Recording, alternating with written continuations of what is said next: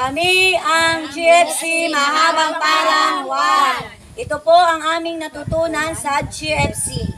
Una po, natutunan ko po ay magkaroon po ng tunay na pagpapasalamat sa Panginoon.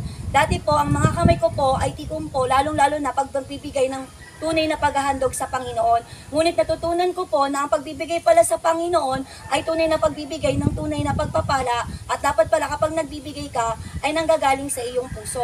Isa pa po sa natutunan ko sa aming GFC ay ang kapayapaan. Upang ang alitan po, ang anumang uri po Panginoon ng sigalot ay mawala, kailangan na ikaw ay manahimik at tunay na umunawa upang magkaroon ng tunay na kapayapaan ang pagitan ninyo.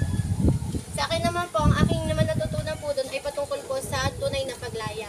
Na kung saan, kapag paulit-ulit kang dinadala ng Panginoon sa isang sitwasyon, kailangan mong hanapin ang layunin at adikain ng Panginoon. Hindi mo kailangan sisihin Panginoon, kundi hanapin mo yung layunin ng Panginoon. Dahil ako, maraming mga pagkakataon na madalas ko siyang tanungin, sisihin, pero nang sinubukan ko na i-apply o gamitin yung natutunan ko doon sa GFC, nakuha ko yung pinakalayunin ng Panginoon at nagkaroon pa ako ng motibasyon para magpatuloy. Ako naman po, natutunan ko po sa GFC mga pagparang ang tunay na pagpapakumbaba. Dahil po, ang siyang nagmamataas ay siyang binababa ng Diyos.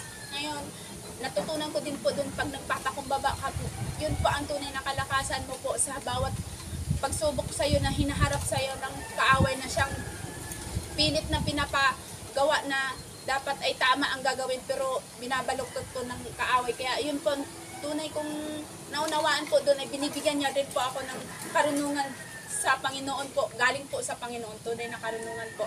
Yun po. At sa akin naman po, ang katahimikan. Ang katahimikan po ay ang pagpapakumbaba at pagtitiis at